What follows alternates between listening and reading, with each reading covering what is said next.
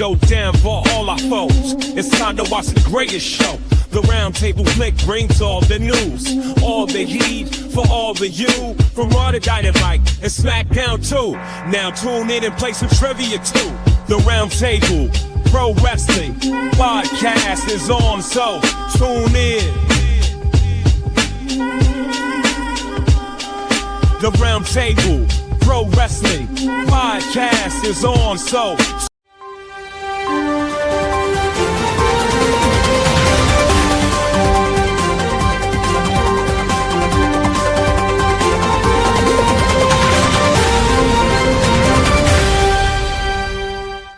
what is up? Wow. Wow, nice. What is up, ladies and gentlemen? Welcome Jesus. to Roundtable Network News, episode number 55. I'm the franchise. That is Husky. That is the burpster himself, Double J Josh James. God damn, that was a big one. Sorry Man. about that. I was hoping that was a small burp, so I'm really We sorry. always It talk about the happened. news never stops. Oh no! Apparently Why Josh's do we burps don't play? Why do we play the breaking news? Is Drew releasing anybody? stop. No. There's never listening about it. Okay. But Nice. let's talk about the news, because right now, Josh, you know, like I always say it every week, The Shane, news never here. stops. The news never stops. And let's talk about WWE Monday Night Raw last We night. just watched that last Look, night. Monday Night Raw was actually pretty goddamn good. I want to talk about the shows over the weekend, okay? But I want to talk about Monday Night Raw just for 1 minute, okay? All right. One. So we know WWE has this big show coming up in June. It's called Worlds Collide. Mm-hmm. I'm excited. We're I'm gonna excited about that one. see Vikingo take on Chad Gable. Oh yeah, I knew about this one. We were hoping it was Vikingo versus El Grande Americano. El Grande Americano. But we're gonna have Chad Gable and Vikingo on the match. Now they announced it as Vikingo versus Chad Gable, Yep. and then about 15 minutes later, they announced Vikingo will be defending the AAA Mega Championship against Chad Gable. Now, here's where the problem lies. Ladies and gentlemen, in case you guys were wondering. Right. Alberto Del Rio is the AAA Mega Champion. So Not anymore. WWE totally screwed up by announcing this match. Now, Alberto Del Rio, this is courtesy of WrestleFeed. Alberto Del Rio is scheduled to defend the AAA Mega Championship against Vikingo August 31st. May 31st. I was gonna say, I was dang, gonna- that's a far. yeah, So that's way. basically, WWE spoiled the results of the match on Raw Did. before You know what's- even announcing that Chad Gable taking on Vikingo for the AAA Mega Championship will be June 7th in Los Angeles. But May 31st comes before June 7th, ladies and gentlemen. Hey, you know what? I'm actually glad that they spoiled that because I want this to happen for Vikingo and Chad Gable.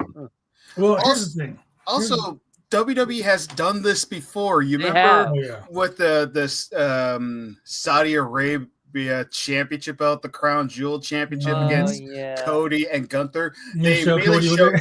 yeah, they showed the graphics and it showed Cody Oop. with the belt. So this is not WWE's first Remember, time I actually. pointed that out. I'm like, well, Yeah, well, you did. Cody's You winning this pointed match. that.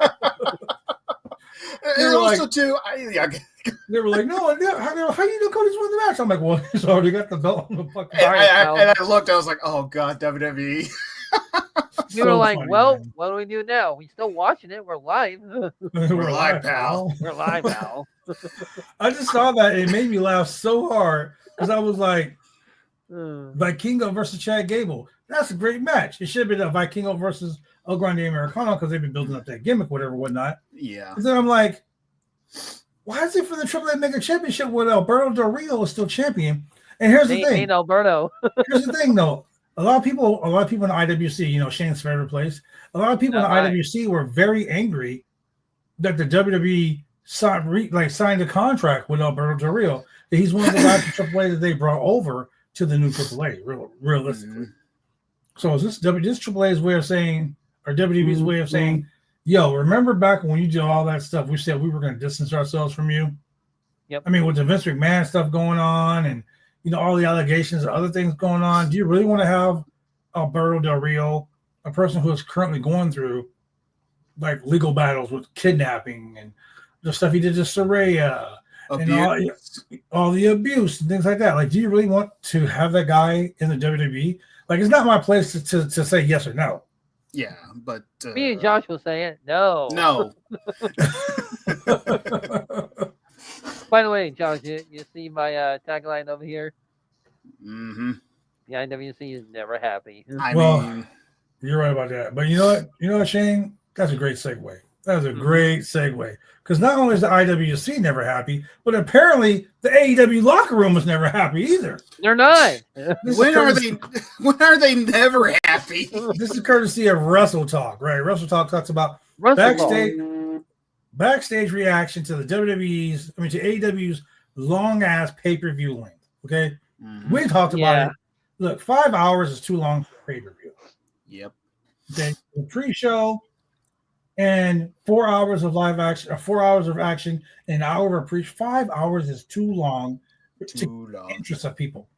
Having matches that are 45 minutes long, that right there kills it for everyone else. So the backstage reaction to AEW's pay-per-view Double or Nothing this weekend was revealed that a lot of people were upset about the simple fact that matches were going on 45 minutes long. That the total, okay, so the show featured 2 finals of the Owen Hart Foundation tournament matches. Hangman Adam Page and Mercedes Money were the ones that picked up victories over Will Ospreay and Jamie Hayter, respectively. But the criticism that AEW has faced for years is over how long their pay-per-views run. Mm-hmm. You run a pay-per-view 4 hours long. And here's my problem with the pay-per-view running so long. It runs 4 hours long. So on the West Coast, it's fine by me because it starts at 5 o'clock. Then it's over at 9. Yeah. 10. It's still a long time for me to be sitting my butt in this chair, keep our fans entertained on the podcast. You know, luckily we the guys on our show, luckily we're all so funny when we hang out with each other. It's just like us hanging out. A couple hundred people watching us hang out. Right. So, like, that's the cool part for me. I'm okay with that part, right? But then you have all of these long matches. Then you have the scrum afterwards. Oh my God! Another hour and a half, 2 hours, with Tony saying the word "great" like 10,000 times. Great, great. It's just crazy. Every time Tony gets on the mic, he's like, "Great. You know, great. Like, I hate the word "great" because I am. But honestly, let's honestly be honest about it. The shows are great, but I know you got that one. They are, but the show lasts too long. It's so long that, look, I was doing the show. I did it by myself for a while. Center came on. It was so long. Center was like, "I need to go take a nap." Like, it was long. And here's the thing: 2 nights of WrestleMania, like this last year's WrestleMania, wasn't as long as one AEW pay-per-view. No. 2 nights of WrestleMania, ladies and gentlemen. Yeah. Okay. So Brian Alvarez said this. He said a lot of people in AEW after Double or Nothing was all but one saying the shows are way too long. Yesterday, I spent the whole day talking to all sorts of people in AEW, and I will say, with the exception of one person saying this, dude, this show is running so long. We all know it. This show should end before midnight on the East Coast. So when you're running a show on the East Coast, you're in New York. You start a show 5 p.m. Eastern Standard Time, 8 o'clock. It's over at midnight. Almost 1. Almost 1. Drew Nicholas, one of our guys on our podcast, Sinner. They have to deal with that stuff. I feel bad. We're at live events. They don't get home till 3, 4 o'clock in the morning because, you know, they got to get on the trains or they got to drive. It's hell getting out of these arenas and venues. It's crazy.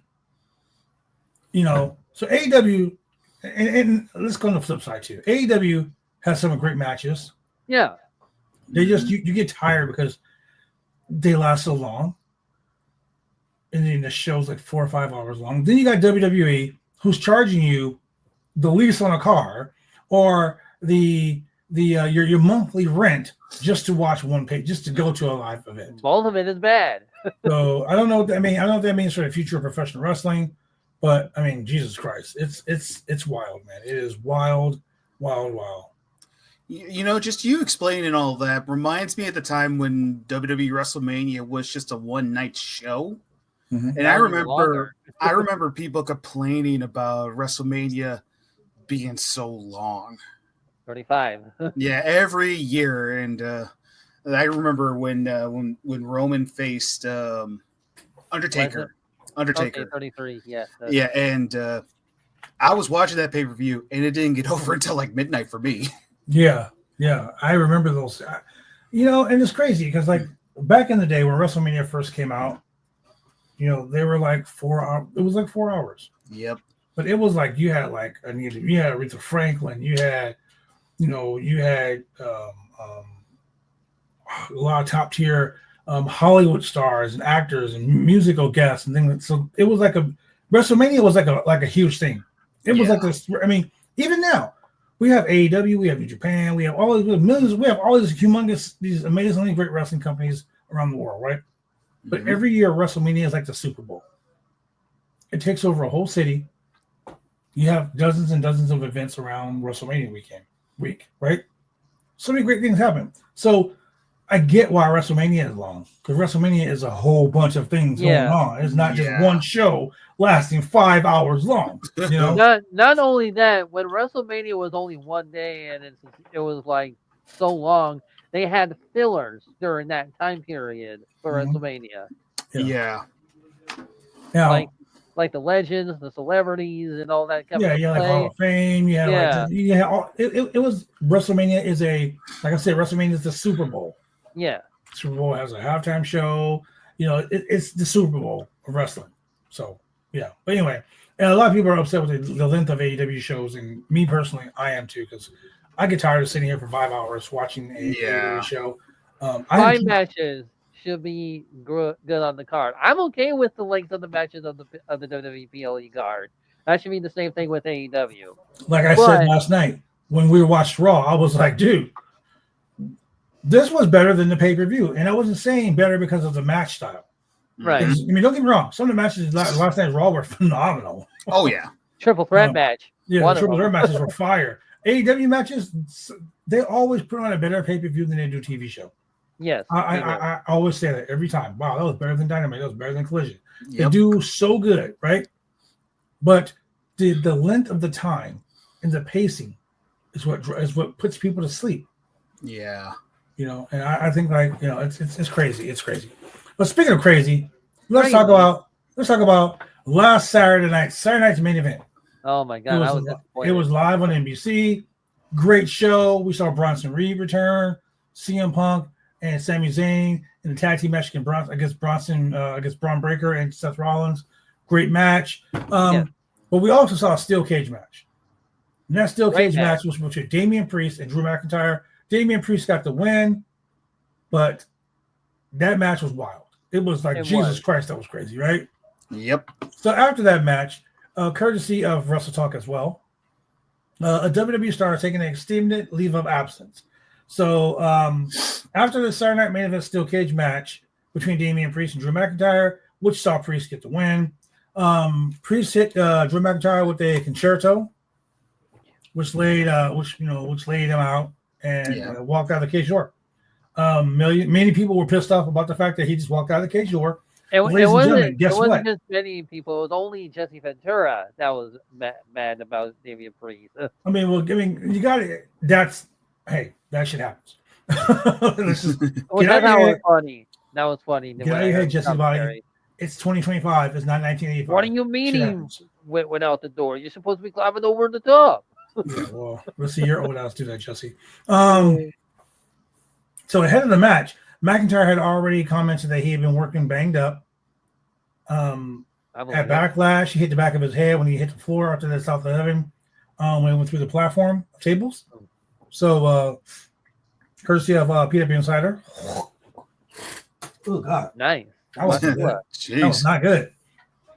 I'm sorry. That was a hot two spill on that thing. Anyway, courtesy of PW Insider that's now reporting that after the cage match, McIntyre asked for an extended leave of absence. So there's no time. There's like not knowing when he's going to be back. He's taking an extended leave of absence off of TV. Won't be around for the foreseeable future.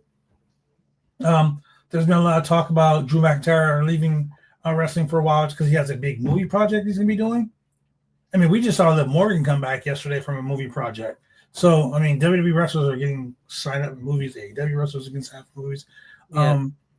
But this is not the case. Like, he's taking some actual personal time off. Which I he think Drew deserves. McIntyre deserves that time off. Yes. The guy's been working like a beast. Like a beast. Extremely hard. Extremely hard. So And shout out to also- Drew McIntyre, man. And also, Moxley, you should take that break too. Oh god, Moxley's been trying to take a break for the last 4 years, bro. Break? Where? He was like, Renee, we're gonna go out, we're gonna have some time away. She was like, yeah, that ain't gonna happen, Daddy. And it did not happen. But yeah, I agree about Drew McIntyre. The guy deserves a break. I mean, the guy worked his He's ass been putting off. up bangers after bangers after bangers after 20 bangers after 20 bangers. 2024 was the year of Punk and McIntyre. That whole God, year yes. was Oh, yeah. definitely like that was their year. And after when that ended, I think it was like, you know what?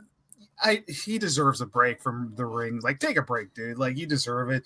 Rest up, rest your body, come back when you're ready. Yep. Well, speaking of coming back when you're ready, let's talk about WWE SmackDown this Friday night. It's going to be at the Thompson Boiling Arena at the Food Center at the Food City Center. That's some Smoky Mountain Wrestling territory there in Knoxville, Virginia. We're going to have this courtesy of Mike Johnson for PW Insider, by the way. Cody Rhodes makes his return to WWE on Friday Night SmackDown. Whoa. It has been announced. We also have John Cena announced to appear at the taping, emanating from, like I said earlier, Smoky Mountain Wrestling town territory. We have some Money in the Bank matches. We have Money in the Bank match qualification match. The United States There you go. Jacob Fatu taking on Andrade and Carmelo Hayes. We have, and this is the match that's going to make me laugh a whole lot. The women's Money in the Bank qualifying match. We got Jade Cargill versus Nia Jax versus Naomi. Oh Now, my. keep in mind, Bianca Belair is going to appear on the show as well. So I don't see Naomi qualifying. I don't see Jade Cargill qualifying. So I think Nia Jax is going to take that. And I'm saying it right now, right here on Tuesday. I'm saying it because, you know, I said that Hangman Adam Page was going to win. And Sinner said that I just now said that. I'm saying it now, 3 days ahead of time. So when it happens, I can tell you I told you so. Also, too, I'm predicting Nia Jax again. the fact that there's still actually some people that are hating on Nia Jax, I don't think that's right, because the thing is, she has been putting the work since she's came back. She's had some actually really good matches. Better than her first run, for sure. Yeah, a lot better than her first run. And I gotta say, like, she after her match with Tiffany Stratton, where she got that cut on her head, like, Nia deserves her flowers. Like, she definitely deserves the flowers. Like, show respect on Nia, because this run's way better than her first one. I just gotta say. Oh my God, yes, dude. Nia Jax has come a whole 1,000%. Like, she must have really gotten to talk to when she came back, be like, hey, stop hurting people. Like, well, she's definitely not hurting people anymore, like she did back then. yeah, well, so let's go ahead and let's break it down real quick. Let's talk about Jim Ross. This is courtesy of WrestleFeed. Jim Ross's surgery was successful. All the cancer has been removed. Jim Ross is at home wrestling right now. That's good. Shout out to Jim Ross, the greatest voice in professional wrestling. And I used to say that Jim Ross is like the godfather of announcing for professional wrestling. He's the Michael Buffer of professional wrestling. Shout out to Jim Ross, man. Praying for you, brother. Fuck cancer. I mean, yeah, cancer is horrible. And yeah. So courtesy of Mike Johnson from PW Insider. Jim Ross, Conrad Thompson said this. Just heard from RMF New York, wherever that is, that Jim Ross surgery went well. Hope they have successfully removed all the cancer this morning. Please keep Jim Ross, JR's Barbecue, in your prayers, and as he begins to heal and recover. So hopefully we'll get Jim Ross back at AEW, doing his thing. You know what I'm saying? I love Jim Ross, man. Jim Ross has been like he's one of my childhood idols, man. Yeah, same here. All right, so let's talk about some numbers. Let's talk about some numbers. Netflix, courtesy of Kendall Jenkins of PW Insider. Netflix has talked about, let's talk about these numbers real quick. May 19th edition of WWE Monday Night Raw placed number 9 globally for the week. 9 globally of all the shows that they do. Starting in January 6th, they had 5,900,000 views. Total hours of views, 17,700,000 hours viewed. Right? Mm-hmm. And we'll go May 5th. Well, you know what? Let's do this. Let's start May 5th. No, let's start June, April 28th. They had 3 million views. Mm-hmm. May 5th, Cinco de Mayo, 2,800,000 views. 5/12, 2,700,000 views. 5/19, 2,700,000 views. So Raw has been dropping in ratings, ladies and gentlemen. I'm going to talk to you about this for a second. Raw started at 5,900,000 views on January 6th. Yep. We'll fast forward a couple weeks. February 10th, right? 2,800,000, right? February 24th, 2,600,000. Then we'll go down to April. April, they had 3 million. April 20th, they had 3 million. And they had 2,700,000 this last Monday. So, I mean, the wrestling trend for Raw is going up and down. I just think that Netflix is such a great asset to have for Netflix for Raw. But people are watching Raw later in the day. They're not watching it live. Like, for instance, May 10th, they had 3 million people watch it, right? Yep. But they had 6 million hours watched. So that means people watched it later on. Maybe on Tuesday, maybe on Wednesday, maybe on Thursday. Because they don't want to watch the commercials. True. Yeah. April 21st, we had 3,600,000 views. But they also had 8,700,000 hours watched. So, I mean, people said that WWE going to Raw was a bad thing. I think AEW should go to Max full time. I mean, they're already on Max. No, I mean full time. I mean, like, they should just run all their shows on Max because their shows on Max are getting a lot of views when it comes to people watching afterwards. And those are the people that just don't have cable in general, and they just watch it on Max. Yeah, exactly. Yeah. So I mean, you know, it's being very beneficial. Streaming services are taking over cable. Pretty much. This is probably what it is. Cable's lacking right now. Cable sucks anyway. So let's talk about AEW releases Double or Nothing timeline. Oh my! I'm interested in this. This is courtesy of PW Insider, courtesy of Mike Johnson. The TBS Championship. We've had Willow Nightingale. We've had Julia Hart. We've had Mercedes Money. Yep. I think that, in my opinion, Willow Nightingale is a great champion. Mercedes, I'm not really excited about Mercedes being the TBS champion and the AEW Women's World Champion because we all know that's what's going to happen. Let's just call it what it is. But people were saying the same thing about Julia. I mean, about Stephanie Vaquera being the WWE NXT Women's Champion and NXT Women's North American Champion as well. That didn't happen. So when she went, she did. It did happen. I know, but not for long, though.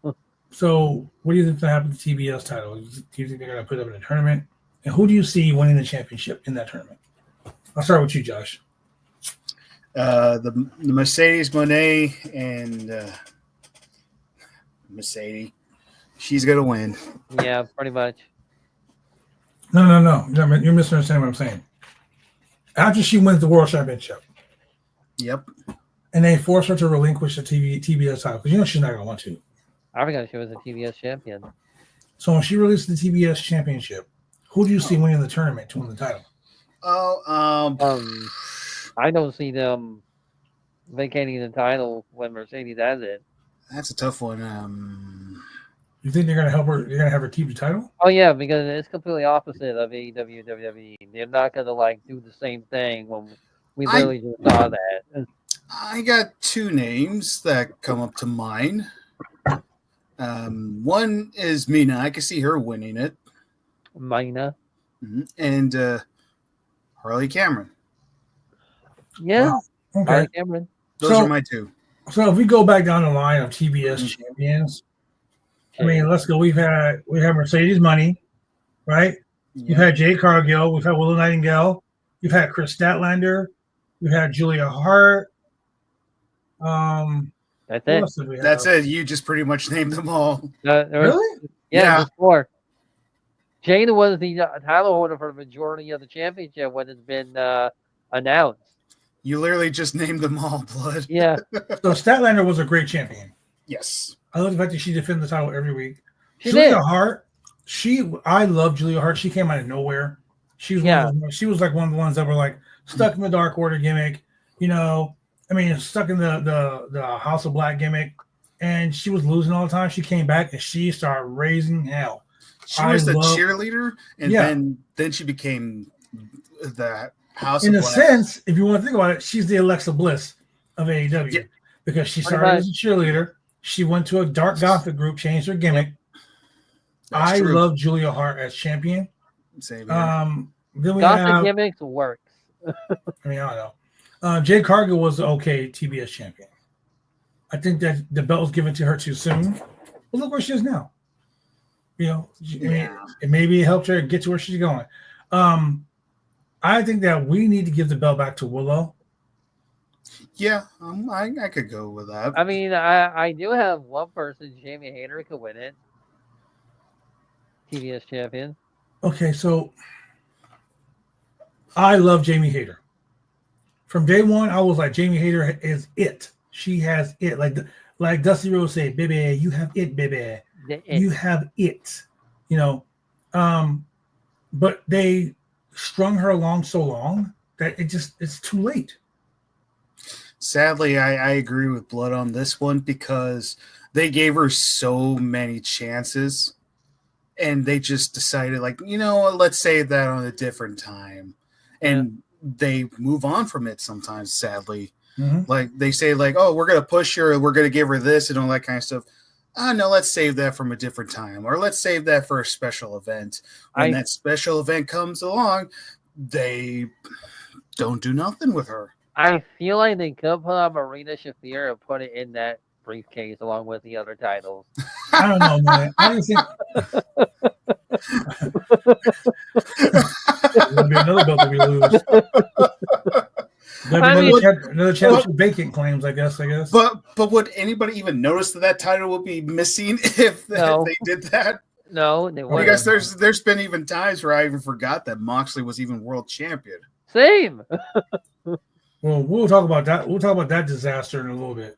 But with the TBS championship, there's so many people that can come in. Mina Shirakawa is amazing. Mm-hmm. I would love to see her as champion. I wouldn't want to demote Toni Storm down to the TBS title because I kind of feel like that would be a demotion. Yeah. Maybe Megan Bang. Oh, that's a good one. Yeah. Penelope Ford. Maybe that will be the catalyst for bringing back Britt Baker. I think Britt Baker's done. I think AEW just gave up on her. And that's a shame because she's a goddamn good wrestler. Oh, really good wrestler. Mariah May could Well, I'm glad someone mentioned Mariah May's name. Oh, speaking of Mariah May, I don't know if you guys have been looking around lately, but apparently there's a picture going around of some women training for WWE Evolution 2, and Mariah May is in the ring training. Ooh. Can you imagine she shows up at Evolution 2? I would love for her to show up at Evolution. Same. My problem is she is still under AEW contract. They could buy it out. Wait, I thought the contract expired. That's what I thought. That's what I thought as well. So I don't know, man. My selfish needs for Mariah May to be in 2K26 will be fulfilled. I would love that too, but I would love to see the matches. Whoa, hold on. There are conflicting reports here. Oh my God. Let's talk about this real quick. So Mariah May, her contract at AEW is reportedly expiring this summer.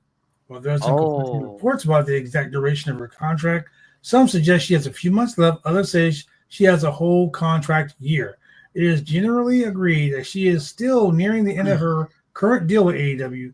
AEW is hoping to re-sign her, but she may also explore other options and other opportunities, including a potential run with the WWE. So let's talk about this because several people have already let the cat out of the bag, so to speak.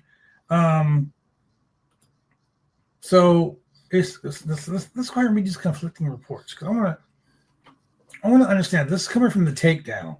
Okay, this is coming from the Takedown on SportsIllustrateds.com. Following the initial report, both PW Insider and Fightful Select have now chimed in on the situation. PW Insider indicates that their sources claim that May still has significant time left on her AEW contract. One source claims she is signed through November of 2025, while another says there might even be more time on the contract beyond November. Fightful Select says that has stated all along that her contract, this is a contract year for Mariah May, and that continued to be the case. And they're reporting this Tuesday, which was today. The report further states that although some of the AEW leave May could be WWE bound, others believe she is simply using her situation to maximize leverage in negotiations. Fightful report goes on to say that May has a number of months at least left on her AEW deal. This confirms that she is initially signed with AEW until August. She signed in August of 2023. So AEW still hopes to re-sign her. So if she signed for 2 years, she can't leave AEW until 2025 of August. So there's no way. Yeah, there is no way. Yeah. That she's going to go to WWE. And we all know how Tony Khan is. Hey, I'll release you from your contract, but you're going to sit your ass here and not go to WWE until 90 days or whatever, whatnot. Ray Phoenix should know. Ray Phoenix, Ricky Saints, Malachi Black, all of these people. So is Britt Baker in that situation as well? Probably. I can see it. I can see it too. If they want out, let them out. I've always been saying this. Well, okay, so here's the thing about that, Shane. Contracts, once you sign a contract, you're contractually bound to that contract. Yep. I understand. So they can't be like, hey, you know what? I want out of this contract today. And okay, fine, you're out of this contract. No, there's certain things you gotta go through to get out of a contract. Right. Yeah. So if AEW decides to say, hey, you know what?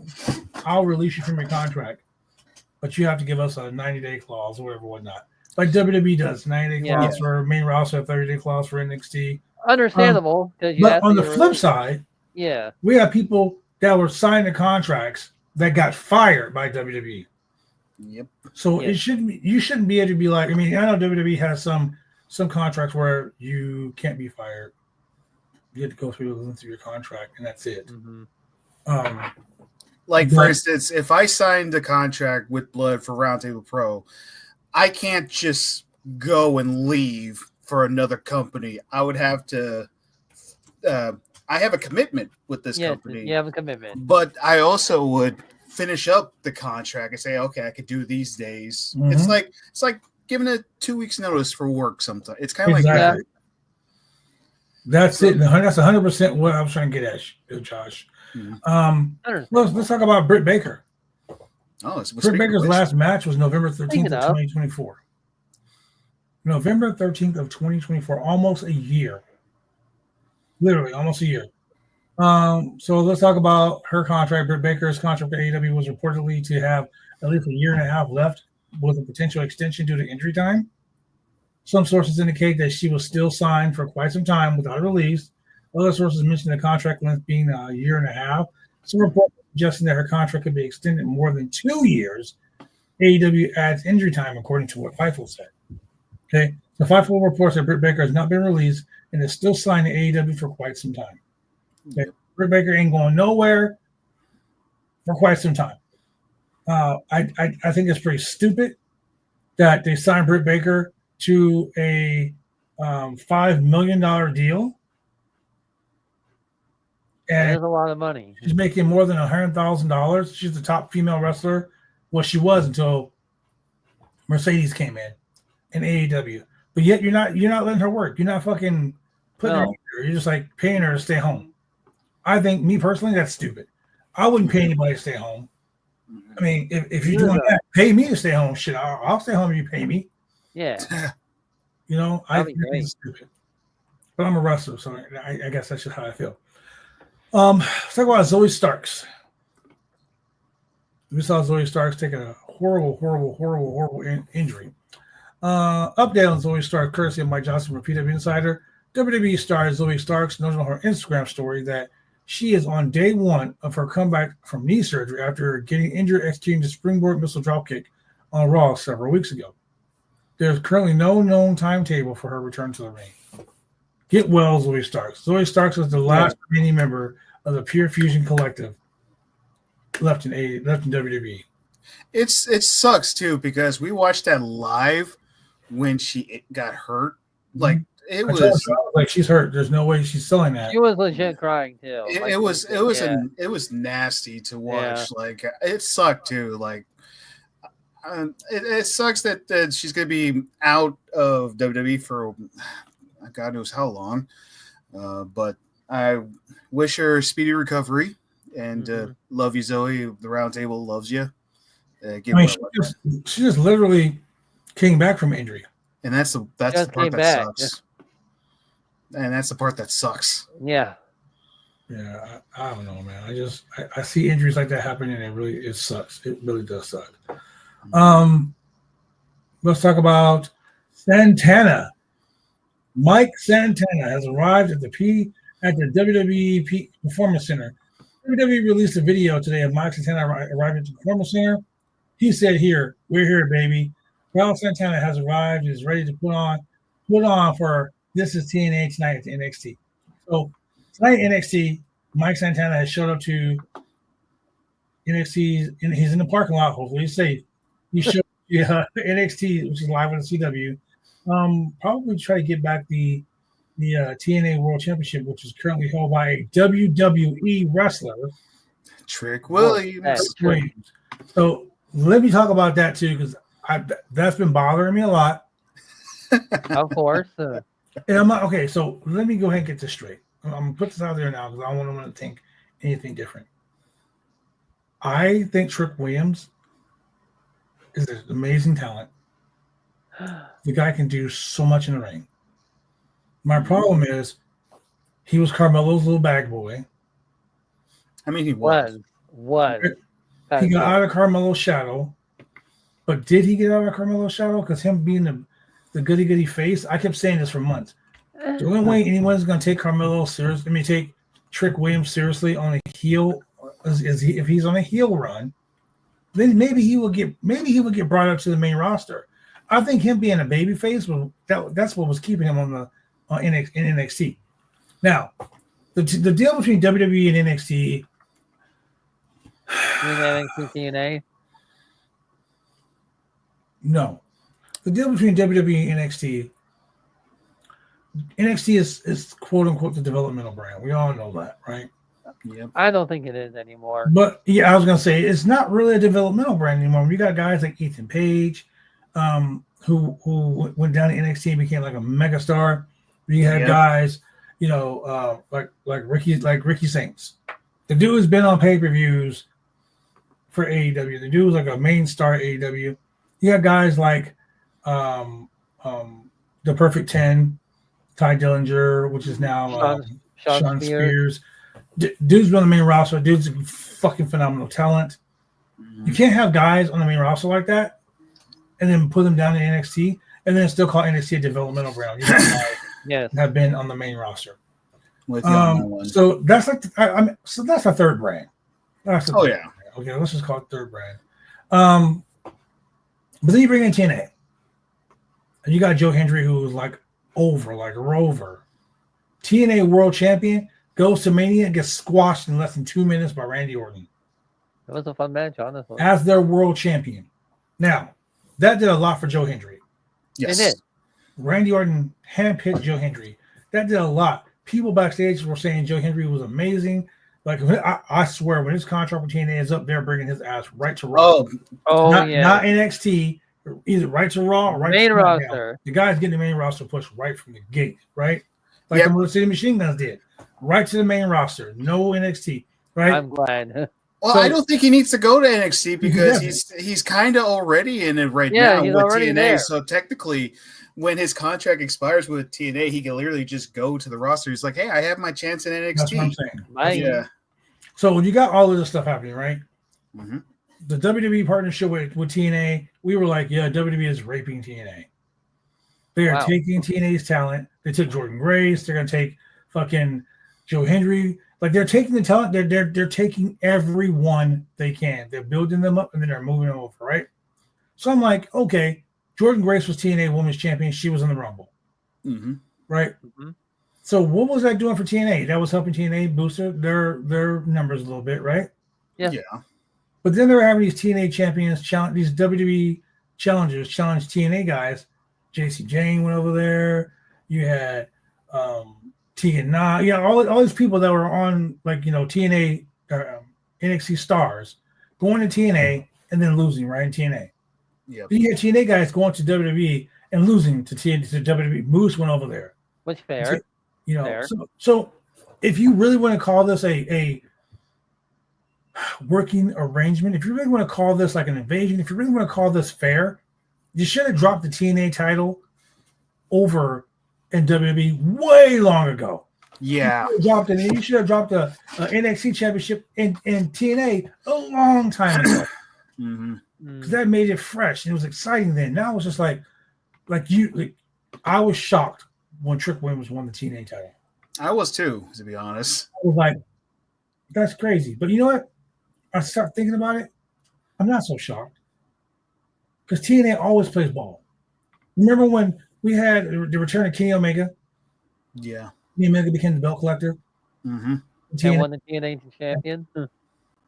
Right? Defend the TNA championship on AEW shows. Yeah. Did AEW drop a TNA title to TNA? No. So now we got Trick Williams, who became the TNA World Champion on a WWE branded pay-per-view. Where does TNA get any love? Because instead of making your wrestlers on par to WWE wrestlers, now you're just... Let me put it this way. If NXT is a developmental brand of WWE and their world champion of TNA lost to a developmental wrestler, then they basically just made TNA an indie company. Yeah. I mean, the wheels are turning in Shane's head right now. I know they are. But it makes sense. It makes total sense. Yeah, I'm with you on that one. I'm with you on that. So they basically, in my opinion, they degraded the TNA World Championship. It is what it is. Shane's trying so hard not to get mad. Hey, one thing you'll find on this show is I'm 100% honest when I say shit like this. It is that degraded the TNA Championship. And anyone can come in the chats. Anyone can come in. They can debate me all day long. And I'm going to show you the facts. If they really want to elevate the TNA World Championship, it should have changed hands a long time ago. And TNA always does this. They always work with other companies. They always put their titles on other companies' wrestlers because they think that it's going to help their company. Do you remember, speaking of like TNA working with a company, you remember they worked with New Japan Pro Wrestling one time and New Japan literally told them don't give their tag titles to the British Invasion, but TNA did it anyway? Yep. Yes. And that ruined their relationship after that. So it's kind of like that in a way, as Blood was talking about all that with the TNA title and Trick Williams, that just made me remember that immediately. It was like that feels like it's kind of like that in a way. And not only that, remember when TNA was supposedly working with AEW during the pandemic? No TNA stars, only Christian, even though he was signed with AEW, came to AEW at all whatsoever. Exactly. Yeah. So I don't know. I feel bad for TNA. I feel bad for Trick Williams because, like I said, he's amazing talent. He just got put. It's too late. Now you got Santana going to the PC to challenge Trick Williams for the TNA Championship. Why didn't Santana show up on SmackDown? True. what is there for him to do on SmackDown? No, Shane. The point I'm making is Santana is a big star in TNA. I get it. Yeah. So why relegate him to the third brand? I mean, next thing you know, he'll be showing up at fucking Evolve. He'll be like, hey, I'm gonna be a contestant on LFG.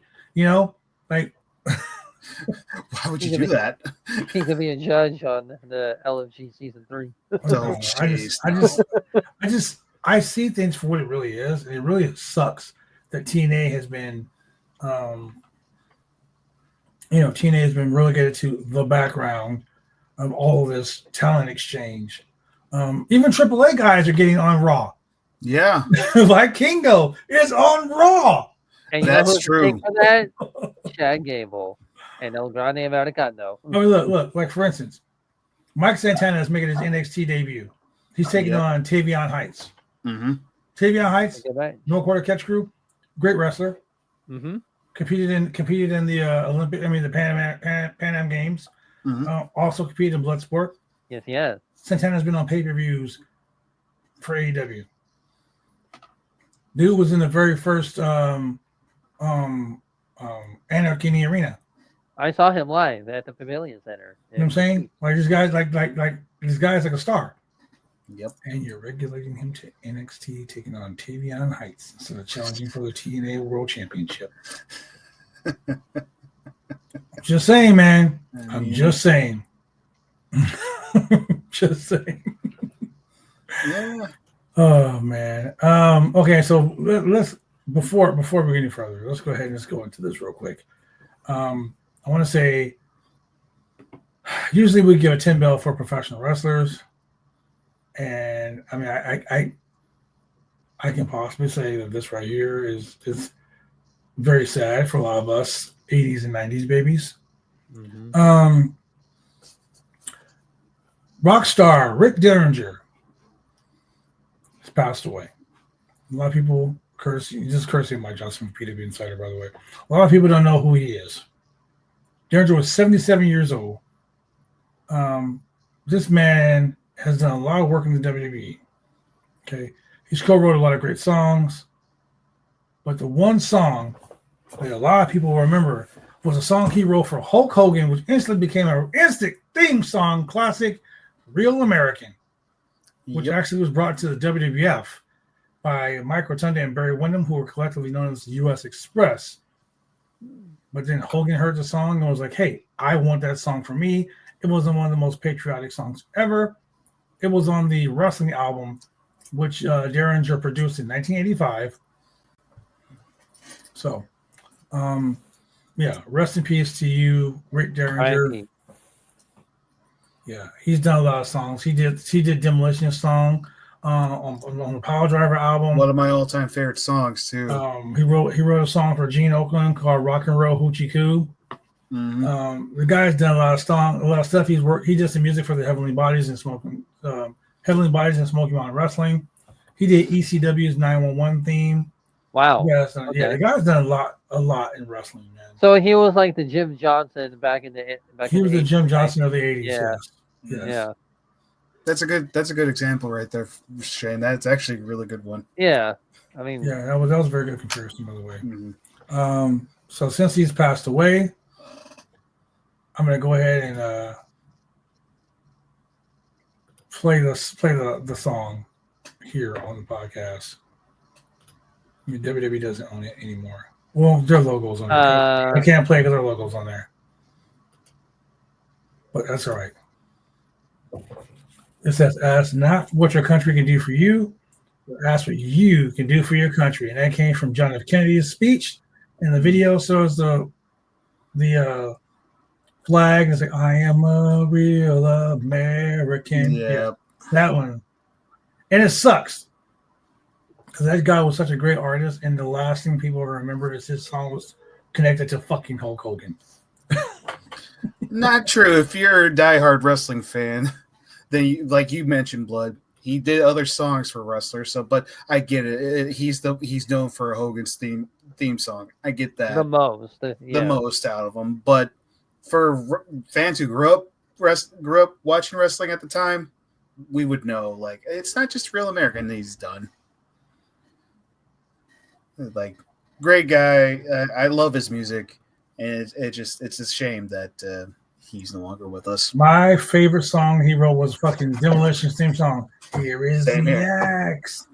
Here is the smasher. Yep. That was Demolition. That was one of the greatest theme songs ever in professional wrestling, man. So rest in peace, Rick Derringer. Thank you for all the amazing music you done for me in my childhood as a wrestling fan. same. And for people like Josh. And Shane wasn't around then, but he knows the songs. He knows. Not for his music. Not for his music. He grew up in the Jim Johnson era, where Blood and I grew up with the yeah. With Rick. So let's talk about some other stuff real quick. Let's go ahead and talk about John Cena heading to San Diego Comic-Con. This is courtesy by Josh from PW Insider. DC Studios co-host James Gunn announced on social media that John Cena will be there heading to San Diego Comic-Con in July to promote the August HBO Max release of Peacemaker Season 2. I can't wait for Peacemaker Season 2. This means that he'll be doing some sort of balloons. He did it. Yes. The he peace did sign does balloons. The peace sign does the balloons. Yeah. Nice. Anyway, there you go. That means that they'll be doing some type of panel discussion for the DC series. And let me start by saying this. I love the Peacemaker series. John Cena is so good in it. That show has no reason to be so damn good, but it was. I'm not a fan of DC, but that Peacemaker was great. Peacemaker was great. Good. And I saw some clips of season 2, and bro, season 2 is going to be even better. I haven't checked it yet. Season 2 is about to be on some major crack. Oh my god, bro, it's about to be on some serious crack. Yeah. Somebody called the GEA. They're going to be doing all kind of drugs on that show. Somebody called Mike Rotunda. God damn it! Wow. I don't know why you said that, but damn. Yeah, what did Mike Rotunda have to do with this? No, I was thinking the IRS to keep in charge of the whole. Oh, okay. Yeah. Okay, I got it now. Oh man, we don't talk about New Japan Pro Wrestling enough on this show, but let's talk about the block winners that emerged from the New Japan Best of the Super Juniors from May 27th edition. So technically that's today, but it was yesterday in Japan. Yep.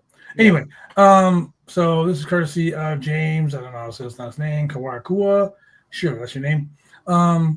We have Teton and Chief Akulakula? No.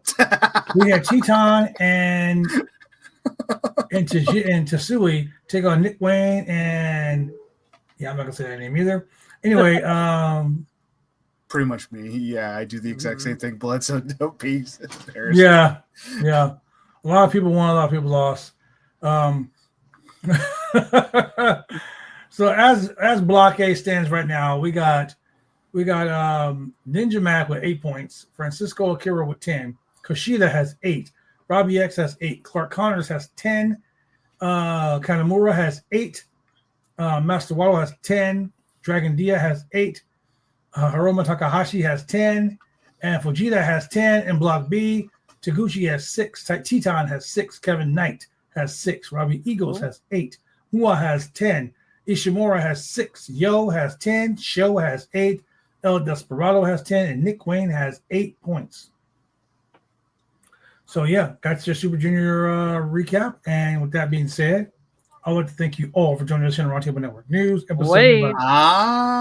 it, we almost got away. Blood. You can't do that. You can't do that. No. You know the fans want it. Almost got away, ladies and gentlemen. It's I been know. a while. Today in wrestling news. Today on wrestling history. Wrestling history. Bring it, Josh. All right. We're going back to 1994. When I was born. Triple A. Okay. Triple Mania 2. The main event was Conan and Jake Roberts in a 2 out of 3 falls match. Hair versus hair. Oh, my. And that's so crazy that it was Triple Mania 2. Yeah, I know, right? And it was Jake Roberts versus Conan. I was involved in Triple Mania 1, and I remember that Conan was still wearing a mask. And it's also, it's kind of weird to see going back like, oh, yeah, I forgot Conan had hair. I've always known him as a bald guy. But it wouldn't be a wrestling history if we didn't talk about WCW. I knew that was coming. We're going to 1996. Oh my God. WCW's first ever 2-hour Monday Nitro is also the same night where Scott Hall debuted. He interrupted a match. Like, I don't remember who the guys were, but I just remember Scott Hall going in the ring. He's like, you know who I am, but you don't know why I'm here. And that was the beginning of the NWO. New World Order.